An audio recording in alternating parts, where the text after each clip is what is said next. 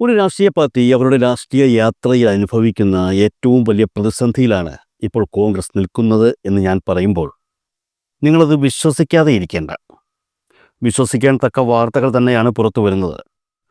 അടുത്ത 5 വർഷം കേരളത്തിൻ്റെ ഭരണം ആരാണെന്ന് തീരുമാനിക്കപ്പെടുന്ന ഒരു തെരഞ്ഞെടുപ്പ് 6-7 മാസത്തിനുള്ളിൽ നടക്കാനിരിക്കെ സ്വാഭാവിക രീതിയിൽ സമൂഹത്തിൽ ഇറങ്ങിച്ചെന്ന് ജനങ്ങളെ അഭിമുഖീകരിക്കാൻ കഴിയാത്ത അവസ്ഥയിലാണ് കോൺഗ്രസ്.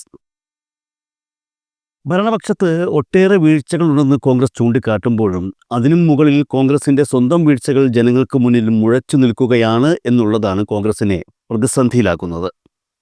CPM-നും ഇടതുപക്ഷത്തിനും പകരം ഞങ്ങളുണ്ട് എന്ന് പറയാൻ UDF-ന് ഇപ്പോൾ കഴിയുന്നില്ല.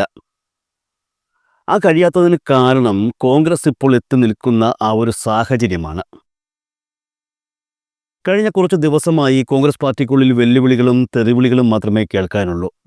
കഴിഞ്ഞ ദിവസം തന്നെ കോൺഗ്രസിൻ്റെ ഡിജിറ്റൽ മീഡിയയുടെ എറണാകുളം ജില്ലാ മുൻ ചുമതലക്കാരനും കോൺഗ്രസ് വൈറ്റില ബ്ലോക്ക് സെക്രട്ടറിയും കൂടിയായ PV ജെയിൻ ഒരു വലിയ ആരോപണവുമായി രംഗത്തെത്തിയിരുന്നു. ലൈംഗികാരോപണത്തിൽപ്പെട്ട് നിൽക്കുന്ന രാഹുൽ മാങ്കൂട്ടത്തിൽ MLA വിചാരിച്ചാൽ കുറഞ്ഞത് 10 കോൺഗ്രസ് നേതാക്കളെങ്കിലും വീട്ടിലിരിക്കുമെന്ന് ഭീഷണിപ്പെടുത്തിയെന്നായിരുന്നു ആ ആരോപണം. രാഹുൽ മാങ്കൂട്ടത്തിനെ അനുകൂലിക്കുന്ന ഡിജിറ്റൽ മീഡിയ ടീം അംഗങ്ങളാണ് ഭീഷണിപ്പെടുത്തിയതെന്ന് കാണിച്ച് ജെയിൻ KPCC പ്രസിഡന്റിനെ പരാതി അയക്കുകയും ചെയ്തിട്ടുണ്ട്. മാങ്കൂട്ടം അനുകൂലികളും സാധാ കോൺഗ്രസ് പ്രവർത്തകരും തമ്മിലുള്ള യുദ്ധം സമൂഹ മാധ്യമങ്ങളിൽ നടക്കുകയാണല്ലോ. മാങ്കൂട്ടം വിഷയത്തിൽ കോൺഗ്രസ് നേതൃത്വത്തെ പിന്തുണച്ച് സാമൂഹിക മാധ്യമത്തിൽ കുറിപ്പിട്ടപ്പോഴായിരുന്നു ഭീഷണിയെന്നും KPCC പ്രസിഡന്റിന് നൽകിയ പരാതിയിൽ ജെയിൻ പറയുന്നു. മാത്രമല്ല, തന്നെ ഡിജിറ്റൽ മീഡിയയുടെ ജില്ലാ ചുമതലയിൽ നിന്ന് ഒഴിവാക്കിയതായും പരാതിയിൽ ആരോപിക്കുന്നുണ്ട്. വിഷയത്തിൽ നേതൃത്വത്തെ പിന്തുണച്ച് കുറിപ്പിടുമ്പോൾ ആർക്കാണ് വിഷമമുണ്ടാകുന്നതെന്ന് KPCC അന്വേഷിക്കണമെന്നും ജെയിൻ പരാതിയിൽ ആവശ്യപ്പെട്ടിരിക്കുകയാണ്. മാങ്കൂട്ടത്തിനെ അനുകൂലിക്കാത്ത കോൺഗ്രസ് നേതാക്കൾക്കെതിരെ ഔദ്യോഗിക ഡിജിറ്റൽ മീഡിയ സംഘം തന്നെയാണ് സൈബർ ആക്രമണം നടത്തുന്നത് എന്നാണ് ജെയിൻ പറയുന്നത്. ജിജോ മാത്യു, സന്ദീപ് വാഴക്കാടൻ, റനേഷ് തുരുത്തിക്കാടൻ തുടങ്ങിയവർ ഇതിനായി വ്യാജ ഫേസ്ബുക്ക് ID ഉപയോഗിക്കുന്നതായും പരാതിയിൽ ആരോപിക്കുന്നുണ്ട്. ഇത്തരത്തിൽ നിരവധി പ്രശ്നങ്ങൾ കോൺഗ്രസിനുള്ളിൽ ഇപ്പോൾ നിലനിൽക്കുന്നുണ്ട്. കഴിഞ്ഞ ദിവസം റിപ്പോർട്ടർ TV-യിൽ നടന്ന ഒരു ചർച്ച, സത്യം പറഞ്ഞാൽ ഈ ചർച്ച കാണുന്ന കോൺഗ്രസ്സുകാരനൊരു കയറുമെടുത്ത് ഏതെങ്കിലും പ്ലാവിൻ്റെ മുകളിൽ കയറുമെന്നുള്ള കാര്യം ഉറപ്പാണ്. പാർട്ടി ഫണ്ട് പിരിക്കാൻ ഓരോ വീട്ടിലും കയറിയിറങ്ങുന്ന കോൺഗ്രസ് പ്രവർത്തകരുടെ ബുദ്ധിമുട്ട് കണ്ണു നിറഞ്ഞുകൊണ്ടല്ലാതെ കേൾക്കാൻ കഴിയില്ല. 2 മണ്ഡലം ഇവർക്ക് കിട്ടിയിട്ടോ, ഏതാണെന്നറിയോ? പാലക്കാടും നിലമ്പൂരും. കോൺഗ്രസിന്റെ 2 കുത്തക മണ്ഡലം കിട്ടിയപ്പോൾ എന്ത് പറയുന്നറിയോ? അതോ ഞങ്ങൾ പിടിച്ചെടുത്തു. പിന്നെ 2 മണ്ഡലം കൂടി ഉണ്ട്. ഒന്ന് ഉമ്മൻചാണ്ടിയുടെ മണ്ഡലം, ഒന്ന് തൃക്കാക്കര. ഈ 4 മണ്ഡലം കോൺഗ്രസിന്റെ കുത്തക മണ്ഡലമാണ്. അത് അധികാരത്തിലേക്ക് കിട്ടിയപ്പോൾ മണ്ഡലം ഞങ്ങൾ കണ്ടില്ലേ, സർക്കാരിനെതിരെ ഇങ്ങനെ പിടിച്ചെടുക്കാന്ന് പറഞ്ഞില്ലേ. ഇവരിൽ CPM-ന്റെ ഏക മണ്ഡലം കേട്ടോ, ഏത്? ചേലക്കര. അതൊട്ട് കിട്ടിയില്ല. ഞാൻ അന്നേ പറയുന്നുണ്ട്, ഇതൊന്നും അടിത്തട്ടിലേക്ക് എത്തിയിട്ടില്ല. ഇപ്പം അടിത്തട്ടിലേക്ക് എത്തിയെന്ന് മനസ്സിലായി. പല സ്ഥലങ്ങളിലുണ്ടല്ലോ. നിങ്ങൾ പഞ്ചായത്ത് ഇലക്ഷന് 2 മാസം തയ്ച്ചേ ഉള്ളൂ കേട്ടോ. 2 മാസം തയ്ച്ചേ ഉള്ളൂ പഞ്ചായത്ത് ഇലക്ഷന്. പല മണ്ഡലങ്ങളിലും ബൂത്ത് കമ്മിറ്റി ഇല്ലാന്ന്. ഇപ്പം ഇന്നലെ ഒരു പ്രധാനപ്പെട്ട നേതാവ് എന്നോട് പറയുകയാണ്, ഇപ്പോൾ വീട് കയറി ഇവർ പിരിവ് തുടങ്ങിയല്ലോ. പല വീട്ടിലും ചിലപ്പോൾ 10 രൂപ 5 രൂപയ്ക്കാണ് കൊടുക്കുന്ന പോലും. ഏതൊരു രാഷ്ട്രീയ പാർട്ടി ഒരു വീട്ടിൽ രാഷ്ട്രീയ പാർട്ടി പിരിവിന് കയറുമ്പോൾ 10 രൂപ 5 രൂപയ്ക്കാണ് കൊടുക്കുന്നത്. കോൺഗ്രസ് അങ്ങനെയാണെന്നോ കേരളത്തിൽ രാഷ്ട്രീയം നടത്തിക്കൊണ്ടിരുന്നത്? കോൺഗ്രസിന് ചീട്ടടിച്ച് കൊടുക്കുന്ന സമയത്ത് അത് മേടിക്കാൻ തന്നെയുള്ള നേതാക്കന്മാർ വീട് കയറി തന്നെ ലോക്കൽ ലെവലിലുണ്ട്. ഇന്ന് പല ബൂത്തുകളിലും ആരും പ്രവർത്തനത്തിൽ ഇറങ്ങുന്നില്ല. കാരണം എന്താണെന്നറിയോ? ഈ ബൂത്തിലുള്ള വീടുകളിൽ കയറി ചോദിച്ച് അവിടുന്ന് പൈസ മേടിക്കാനുള്ള തൻ്റെ ഇടം ഈ ഏറ്റവും അടിത്തട്ടിലുള്ള അണികൾക്ക് കഴിയുന്നില്ല. അവർക്ക് എന്നിട്ട് വീട് കയറിയിട്ട് എന്താണ് ഇപ്പോൾ കോൺഗ്രസ് അവസ്ഥ ചോദിക്കൂല. അപ്പം എൻ്റെ വീട്ടിലേക്ക് കയറി വരികയാണ്. അപ്പം നമ്മൾ ചോദിക്കൂലേ എന്താ ഇങ്ങനെ കോൺഗ്രസ് ചോദിക്കുമ്പോൾ അതിന് മറുപടി പറയാൻ ഈ അണികൾക്ക് കഴിയുന്നില്ല. ആരെ കുഴപ്പം എന്ന് പറഞ്ഞാൽ യൂത്ത് കോൺഗ്രസ് സംസ്ഥാന അധ്യക്ഷൻ ചെയ്ത പണിക്കാണ്. യൂത്ത് കോൺഗ്രസിന്റെ സംസ്ഥാന അധ്യക്ഷനും MP-മാരൊക്കെ ചെയ്ത പണിക്ക് വേണ്ടിയിട്ട് സാധാരണ കോൺഗ്രസ് കൈപ്പത്തി ചിഹ്നത്തിന് മാത്രം വർഷങ്ങളോളം വോട്ട് കുത്തിയിട്ടുള്ള സാധാരണക്കാരൻ്റെ മുന്നിൽ പോയി നിന്നിട്ട് ഇളിബരായി നിൽക്കേണ്ട അവസ്ഥ കോൺഗ്രസ് പ്രവർത്തകർക്ക് ഉണ്ടായിട്ടുള്ളതാണ്. അത് നേതാക്കന്മാർക്ക് മനസ്സിലാകുന്നില്ല എന്നാണ്. അപ്പോൾ കോൺഗ്രസ് എത്തി നിൽക്കുന്ന സമയം എന്ന് പറയുന്നത് ഇതിനൊക്കെ എന്താ ചെയ്യാൻ പറ്റുന്നറിയോ? ഒരു 3-4 നേതാക്കന്മാർ ഒരു പാർലമെന്ററി യോഗം ചേർന്നിട്ട് വിളിച്ചു പറയണം, രാഹുൽ മാങ്കൂട്ടത്തെ രാജിവെച്ച് പുറത്തു പോ, ഞങ്ങൾക്ക് ഇവിടെ രാഷ്ട്രീയ പ്രവർത്തനം നടത്തണം, ഇവിടെ കോൺഗ്രസ് വേണം എന്ന് പറയണം. അത് പറയാൻ ഈ നേതാക്കന്മാർക്ക് തൻ്റെ ഇടമില്ലാന്ന്. എന്നിട്ട് പറയാണ് കുറച്ച് 5 പേര് മാറി എന്നിട്ട് പറയും, ഏത് ഒരു MP കുറച്ച് നേതാക്കന്മാരും വന്ന് പറയും രാഹുൽ മാങ്കൂട്ടത്തിന് ഞങ്ങൾ സപ്പോർട്ടാണ്. അത് അവനൊരു തെറ്റ് ചെയ്തിട്ടില്ല. അയാൾ തന്നെ വന്ന് പറയാണ് എനിക്ക് ഏകദേശം തീരുമാനമായി, ഞാൻ വീട്ടിൽ നിന്ന് പുറത്തിറങ്ങുന്നില്ല തീരുമാനിച്ചിരിക്കുകയാണ്. അദ്ദേഹം പോലും പറയുന്നില്ല. അപ്പോൾ കുറച്ച് മറ്റുള്ള ആൾക്ക് കാര്യം മനസ്സിലായി, ഇതാകെ പൊളിഞ്ഞു വീഴാൻ പോവുകയാണ് എന്ന് മനസ്സിലാക്കിയിട്ട് അവർ പറയാം നിങ്ങൾ ഇപ്പോഴെങ്കിലും ഇറങ്ങിപ്പോ, എന്നാൽ ഈ സാധനം നിന്നോളൂ എന്നുള്ളത്. എന്നിട്ട് എന്താ ഇവരൊക്കെ ഈ ശുദ്ധികലശൊക്കെ വളർത്തി തിരിച്ചു വരട്ടെ എന്ന് അന്നേരം എടുക്കാലോ. ഒരു 5 വർഷം കൊണ്ട് തീരുമാനമാവില്ലല്ലോ. ഇനി ഇവരെങ്ങനെയാണ് വെച്ചോണ്ടിരിക്കുന്നത്? ഇനി ഈ ഇലക്ഷൻ കഴിഞ്ഞ് തോറ്റു തുന്നമ്പാടി, അടുത്ത ഇലക്ഷൻ തോറ്റു തുന്നമ്പാടി, ഇതൊന്നും ചർച്ചയായിരിക്കുമല്ലോ. കാരണം ഇത് ഇനിയിപ്പം ഈ രാഹുൽ മാങ്കൂട്ടിനെ തിരിച്ച് പാർട്ടിയിലേക്ക് എടുക്കണം നോക്കുക. ഈ കാര്യങ്ങളൊന്നുമില്ല നീ പറഞ്ഞ പരാതി പറഞ്ഞ പെൺകുട്ടികളെല്ലാം ഒന്ന് പറയണ്ടേ, അല്ലാതെ തിരിച്ചെടുക്കാൻ പറ്റുമോ?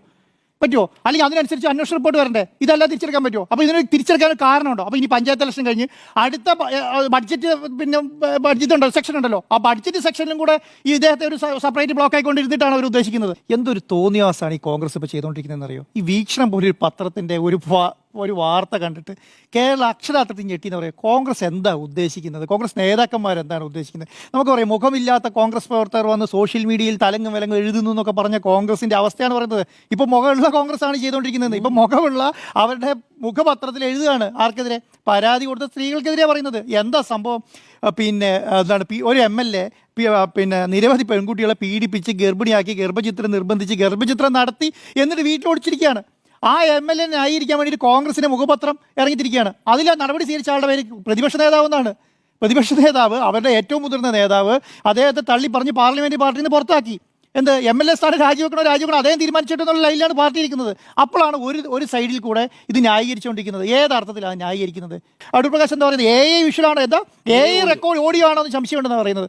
കാരണം കേൾക്കുന്നവരെല്ലാം പൊട്ടന്മാരല്ലോ, കേരളത്തിലെ കേൾക്കുന്നവരെല്ലാവരും പൊട്ടന്മാരാണ്. അപ്പോൾ ഒന്ന് ആലോചിച്ച് നോക്കിക്കേ, പ്രധാനപ്പെട്ട നേതാക്കന്മാരെല്ലാം തള്ളി പറയുകയാണ്. അപ്പോൾ ഞാൻ ഇന്ന് ഈ ഒരാഴ്ചയായിട്ട് കേരളത്തിൽ നടക്കുന്ന കോൺഗ്രസിൻ്റെ ഒരു അവസ്ഥ പറയും. ഇപ്പോൾ വയനാട്ടിൽ അവരുടെ ഒരു മെമ്പർ മരണപ്പെട്ടു, ആത്മഹത്യ ചെയ്തു. ഇവരുമായി ബന്ധപ്പെട്ട വിഷയത്തിൽ തന്നെയാണല്ലോ ആത്മഹത്യ ചെയ്തത്. അവിടെ ആ വീട്ടിലൊരു MLA കയറി പോയിട്ടില്ലാന്ന്, ഒരു MLA കയറി പോയിട്ടില്ല. വയനാട്ടിലെ MP, കേരളത്തിലെ ഹിന്ദിയിലെ ഏറ്റവും മുതിർന്ന നേതാവ് പ്രിയങ്ക ഗാന്ധി ഉണ്ട് വയനാട്ടിൽ, ആ വീട്ടിൽ കയറി പോയിട്ടില്ല. പ്രധാനപ്പെട്ട ഒരു ഒറ്റ കോൺഗ്രസ്സുകാരൻ കയറി പോയിട്ടില്ല എന്ന് അവിടെ. ഒന്ന് ആലോചിച്ച് നോക്കിക്കേ. ഞാൻ പറഞ്ഞത് KPCC പ്രസിഡന്റ് നേതാക്കന്മാർ എത്ര പേര് അവിടെ കയറിപ്പോയി? വളരെ ചുരുക്കം 1-2 അവിടുത്തെ പ്രാദേശികമായ കോൺഗ്രസ്സുകാർ അവിടെ പോയി നിർത്തി. എന്തുകൊണ്ടാണ് MLA ആ വീട്ടിൽ പോകാത്തെ? എന്തുകൊണ്ടോ ആലോചിച്ച് നോക്കി. കോൺഗ്രസ് എത്തിപ്പെട്ട അവസ്ഥയാണ് പറയുന്നത്. ഞാൻ MN കാരശ്ശേരി വീട്ടിലേക്ക് കോഴിക്കോടേക്ക് വന്നു. കാരശ്ശേരി വീട്ടിൽ പോകേണ്ട ആളാണ് ഞാൻ. അദ്ദേഹത്തെ ഞാൻ ഭയങ്കര ബഹുമാനമുള്ള ആളാണ്, അവിടെ പോകേണ്ട ആളാണ്. പക്ഷേ കോഴിക്കോട് വന്ന് MN കാരശ്ശേരി മാഷിൻ്റെ വീട്ടിൽ പോകുന്ന പ്രിയങ്ക ഗാന്ധിക്ക് മീനങ്ങാടിയിലും ബത്തേരിയിലും പരിപാടി നടത്തുന്ന പ്രിയങ്ക ഗാന്ധിക്ക് 20 കിലോമീറ്റർ അപ്പുറം പോയി അവരുടെ വീട്ടിലൊന്ന് പോയി കണ്ടുകൂടായിരുന്നു?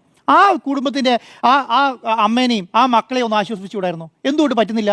നമ്മൾ എവിടെയാണ് കോൺഗ്രസ് പോയി നിൽക്കുന്ന അവസ്ഥയാണ് ഞാൻ പറയുന്നത്. കാരണം 5ാമത്തെ മരണമാണ് വയനാട്ടിൽ നടക്കുന്നതെന്നുള്ള. 5ാമത്തെ കോൺഗ്രസ് പ്രവർത്തകരുടെ, CPM-കാരനല്ല കേട്ടോ, BJP-കാരനല്ല കേട്ടോ, കോൺഗ്രസ് പ്രവർത്തകരുടെ മരണം നടന്നിരിക്കുന്നത്. ഒന്ന് ആലോചിച്ച് നോക്കിയേ. ഇതാ ഈ NM വിജയൻ്റെ മകള് ആത്മഹത്യ ചെയ്യിച്ച് കൈഞ്ഞരമ്പ് മുറിച്ചിട്ട് ഹോസ്പിറ്റലിൽ കിടക്കുകയാണ്.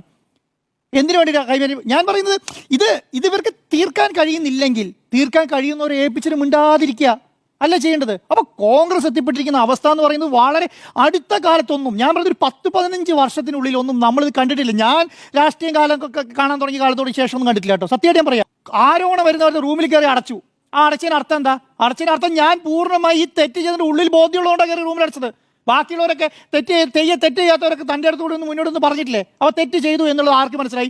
പാർട്ടിക്ക് മനസ്സിലായി, പ്രതിപക്ഷത്തിന് മനസ്സിലായി, പ്രതിപക്ഷ നേതാവിന് മനസ്സിലായി, എല്ലാവർക്കും മനസ്സിലായ ആൾക്കാർ വരെ അതിന് നിലപാടെടുത്തു. എന്താണ്? റൂമിൽ കയറി അടച്ചൊരു MLAക്ക് എത്ര ദിവസം ഇരിക്കാൻ പറ്റുമെന്ന് തൻ്റെ അടുത്തുള്ള ബോധ്യത്തോടുകൂടിയുള്ള നേതാക്കന്മാരെല്ലാം തീരുമാനമെടുത്തു. അത് ചില ആൾക്കാർക്ക് മനസ്സിലാകുന്നില്ല എന്നുള്ളതാണ്. അത് മനസ്സിലാകുന്നെന്ത് അറിയോ? ആ തീരുമാനം ശരിയാണോ തെറ്റാണോ എന്നുള്ളതാണ്. ആ തീരുമാനം ഈ കണത്തിൽ ശരിയാണ്. കാരണം എന്താ അറിയോ? 1 വർഷം തികച്ചില്ല. ഇതത്തെ ഓഗസ്റ്റ് ആയില്ലേ, അടുത്ത മെയ്യില് പുതിയ ഭരണാധികാരത്തിൽ വരും. ഇനി ഒരു നിയമസഭാ സമ്മേളനം ഇല്ല എന്ന്. പഞ്ചായത്ത് ഇലക്ഷന് മുമ്പ്, ലോക്കൽ ബോഡി ഇലക്ഷന് മുമ്പ് ഒരു നിയമസഭാ സമ്മേളനം ഇല്ല. അവിടെയല്ല ഈ പറഞ്ഞ കാര്യങ്ങൾ മുഴുവൻ പറയേണ്ടത്. എന്തെങ്കിലും ഒരു കാര്യം പറയാൻ പറ്റുമോ? അന്ന് ആരോപണം ഉന്നയിച്ച സമയത്ത്, ശക്തമായ നിലപാട് സ്വീകരിച്ച സമയത്ത് അങ്ങ് രാജിവെച്ചിരുന്നെങ്കിൽ ഇന്ന് തൻ്റെ ഇടത്തോടു കൂടി വന്ന് നിയമസഭയിൽ ചോദ്യം ചോദിച്ചുകൂടായിരുന്നോ? ചോദിച്ചാൽ ഞാൻ വിചാരിക്കുന്നത് എന്താ അറിയോ? ഞാനൊരു ഗട്ട് ഫീലിങ്ങിൽ പറയാണ്, ചിലപ്പോൾ രാഹുൽ മാങ്കൂട്ടത്തിൽ ചിലപ്പോൾ നാളെ രാജിവെക്കും. എങ്ങനെയായിരിക്കും പറയാം? നമ്മളന്ന് പ്രസിഡന്റ് സ്ഥാനം രാജിവെച്ചില്ലേ? ഇപ്പോൾ 1:25 ഞാൻ ഇതുവരെ രാജിവെച്ചില്ല കേട്ടോ. 1:30 രാജിവെച്ചു എന്ന് പറഞ്ഞൊരു പത്രസമ്മേളനം ഉണ്ടല്ലോ. അതുപോലെ ചിലപ്പോൾ നേരെ നിയമസഭയിലേക്ക് വരും. അത്യാവശ്യം ഓളൊക്കെ ഉണ്ടായി നിയമസഭ സ്പീക്കർക്ക് രാജിക്കത്തൊക്കെ കൊടുത്ത് പോകാൻ സാധ്യത കാണുന്നുണ്ട്. ഞാൻ വിചാരിക്കുന്നുണ്ട് ചിലപ്പോൾ. കാരണം ഇവരെ എക്സ്ട്രീമാണ് ചെയ്തുകൊണ്ടിരിക്കുന്നത് കേട്ടോ. എക്സ്ട്രീമാണ് ചെയ്യുന്നത്. എന്തുകൊണ്ട് എക്സ്ട്രീം ചെയ്യുന്നതെന്ന് പറയുന്നറിയോ? കേരളത്തിലെ പ്രധാനപ്പെട്ട സോഷ്യൽ മീഡിയ ഹാൻഡിലുകളെ മുഴുവൻ വിലയ്ക്ക് വാങ്ങിയിട്ട് തെറിയാണ്, ചീത്തയാണ്. അതാ കണ്ണും മൂക്കും ഇല്ലാതെ പറഞ്ഞുകൊണ്ടിരിക്കുകയാണ്. ആർക്ക്? പ്രായമായവർക്കെതിരെ പറയുന്നു. ഈ പ്രധാനപ്പെട്ട കോൺഗ്രസിനെ ഞാൻ പറയുന്നത് ഇത്രയും എടുത്തിട്ട് CPM-നെതിരെ ശക്തമായ നിലപാട് ചിലപ്പോൾ ഇത് അധികാരത്തിൽ വന്നേനെ കേട്ടോ. അത്രയധികം കാര്യം സംവിധാനത്തിൽ വെച്ചിട്ട് ആർക്കെതിരെ പറയുന്നത് അറിയോ? കോൺഗ്രസിലെ പ്രധാനപ്പെട്ട നേതാക്കന്മാരെതിരെ, ഇവരെക്കുറിച്ച് ശബ്ദിക്കുന്നവർക്കെതിരെ. പ്രതിപക്ഷ നേതാവ് വന്നിട്ട് പത്രസമ്മേളനം നടത്തേണ്ട അവസ്ഥ വരികയാണ്. ഒന്ന് ആലോചിച്ച് നോക്കിക്കേ. പറയാണ് ഈ സോഷ്യൽ മീഡിയ റീലുകളിലല്ല. ഇന്ന് മനസ്സിലായി കോൺഗ്രസിന് റീലുകളിലല്ല കോൺഗ്രസ് ഇരിക്കുന്നതെന്ന് ഇന്ന് മനസ്സിലായി. റീലുകളിൽ പറഞ്ഞ നേതാക്കന്മാർ ഒന്നും കാണാനില്ലല്ലോ, ഒരാളെ പോലും റീലുകൾ കാണുന്നില്ലല്ലോ എന്ന്. ഇപ്പം എന്താ പറയുക, സ്വന്തം സംരക്ഷിക്കാൻ വേണ്ടി നിന്ന് ഫൈറ്റ് ചെയ്യാണ് ഈ റീലുകൾ. ഇതുകൊണ്ട് ഇങ്ങനെയും കൂടെ ഗുണമുണ്ട് കേട്ടോ. നമ്മൾ സാധാരണ നമുക്ക് ഒരാൾക്ക് ദേഷ്യം വന്നിട്ടുണ്ടെങ്കിൽ നമുക്ക് എന്ത് ചെയ്യാൻ പറ്റും, നമുക്ക് വടിയെടുത്ത് അടിക്കാം, അല്ലെങ്കിൽ നമുക്ക് റോട്ടിലിട്ട് അടിക്കാം ഒക്കെ പറ്റുള്ളൂ. ഇപ്പം എന്താ പറയുക, വീട്ടിലിരുന്ന് മൊബൈൽ അടിച്ചാൽ മതിയല്ലോ. അതിനുവേണ്ടി കുറച്ച് ഗുണ്ടകളെ ഉണ്ടാക്കി വെച്ചിട്ട് ഇങ്ങനെ അടിച്ചുകൊണ്ടിരിക്കുകയാണ്. അപ്പം പ്രതിപക്ഷ നേതാവ് തന്നെ പറയുന്നത് 25 ഹാൻഡിലുകൾ വ്യാജമായിട്ട് ഉണ്ടാക്കിയിട്ട് ശക്തമായ രീതി ഇതെനിക്കും പറ്റും എന്ന് പറയുകയാണ്. ഇതെനിക്കും പറ്റും ഇത് ചെയ്യാൻ വേണ്ടിയിട്ട്, ഞാൻ ഇതുവരെ ചെയ്തിട്ടില്ല എന്നുള്ളത്. അപ്പോഴാണ് പ്രതിപക്ഷ നേതാവിന് ബോധ്യമായത് എന്ത്, ഇങ്ങനെയാണ് സോഷ്യൽ മീഡിയയിൽ അറ്റാക്ക്. ഇത് സോഷ്യൽ മീഡിയയിൽ കേരളത്തിൽ അറ്റാക്ക് കിട്ടിയവരെല്ലാം ഇത് വിളിച്ചു പറഞ്ഞുകൊണ്ടിരുന്നതല്ലേ, മാസങ്ങളോളം വർഷങ്ങളോളം വിളിച്ചു പറഞ്ഞത്. റീലുകളാണ് ഇവർ ചെയ്യുന്നത്, ശരിയല്ല, ഇത് നല്ല രീതിയിലല്ല ഈ പ്രവർത്തനം